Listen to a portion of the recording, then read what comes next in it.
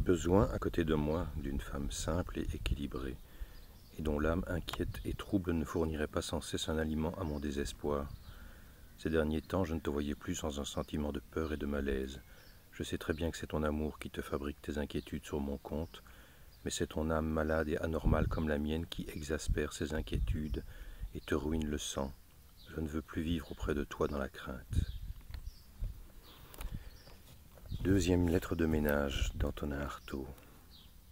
Je reparcours depuis hier l'ombilic des limbes que j'avais parcouru il y a des années, mais je ne suis plus venu à Artaud depuis très longtemps. Et cette idée de ne plus être venu à un auteur depuis longtemps m'a amené à me questionner depuis plusieurs jours sur cette absence de lecture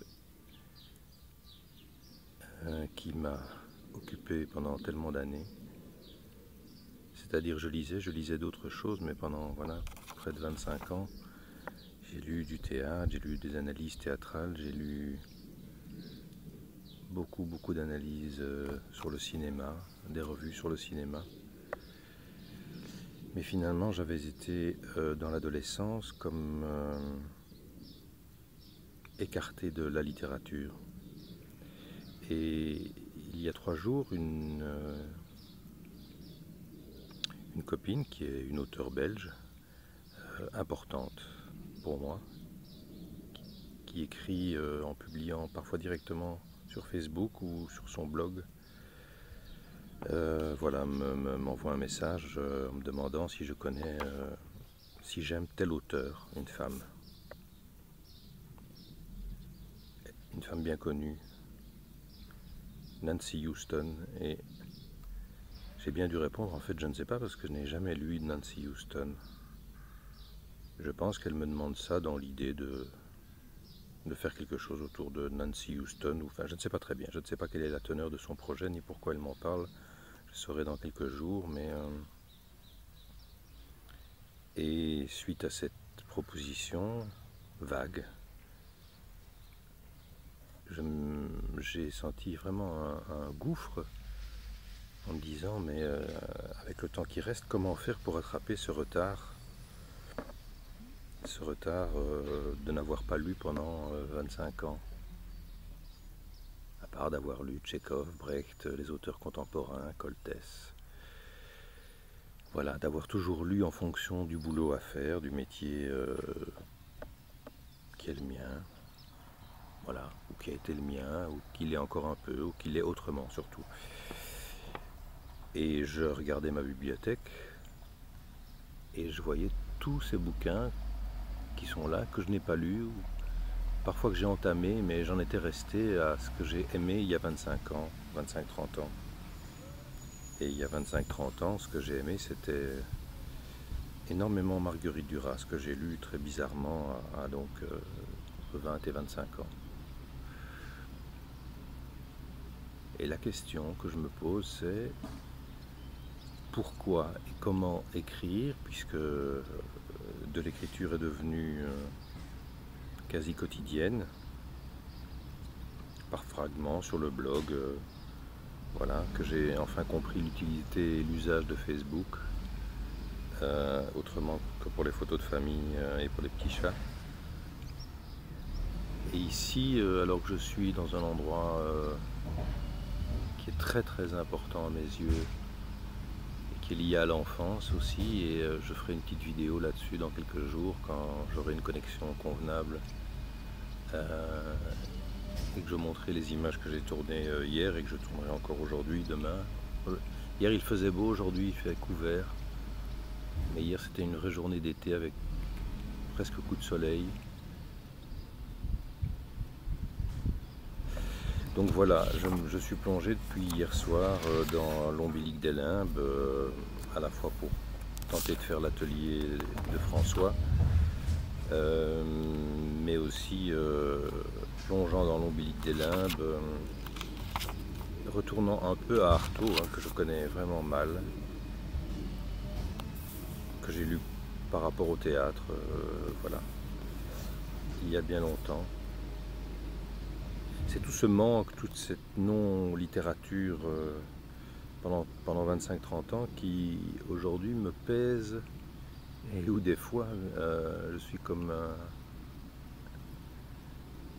je sais pas. Face à moi en ce moment il y a une forêt, je vois une forêt. Je suis installé dans une pente et je vois de l'autre côté de la vallée une superbe forêt en Belgique qui est la forêt de Saint-Hubert. Et je suis comme un promeneur à l'entrée de cette forêt qui voudrait découvrir chaque parcelle et chaque arbre de cette forêt et qui ne sait par où commencer. Et bien sûr, j'ai picoré chez les auteurs, mais je me souviens très bien que au sortir des études pénibles de secondaire, le dégoût de la littérature, parce que mal approché par des enseignants et sans doute moi pas prêt, et plus intéressé par le cinéma. J'ai été beaucoup à la Cinémathèque pendant quelques années et c'est plutôt au travers de Godard, de Mizoguchi, de Wells ou de Jean Renoir ou de Fritz Lang que j'ai approché l'écriture, une écriture, cinéma. Mais les auteurs non. Zola, on m'en avait dégoûté. Au bonheur des dames, on a dû lire en secondaire, ça m'a dégoûté. Même Flaubert, par exemple, rien compris à Madame Bovary, quand on demande de lire Madame Bovary à 16 ans, je suis pas sûr que ce soit évident et que, en tout cas, ce qui nous a été proposé comme approche de Madame Bovary, c'est vague dans mon souvenir, mais je n'ai pas accroché. Et j'ai accroché sur un auteur quand j'avais 16 ans, ça va faire mal à François Bon, mais voilà, j'avais lu Vendredi ou les lames du Pacifique qui était au programme, Michel Tournier, et du coup j'en ai lu quelques-uns de Michel Tournier, et à cette époque-là, il y a vraiment des... Je sais pas, j'ai eu un élan vers les bouquins de Tournier, alors j'ai tenté d'en relire un il y a 5 ans,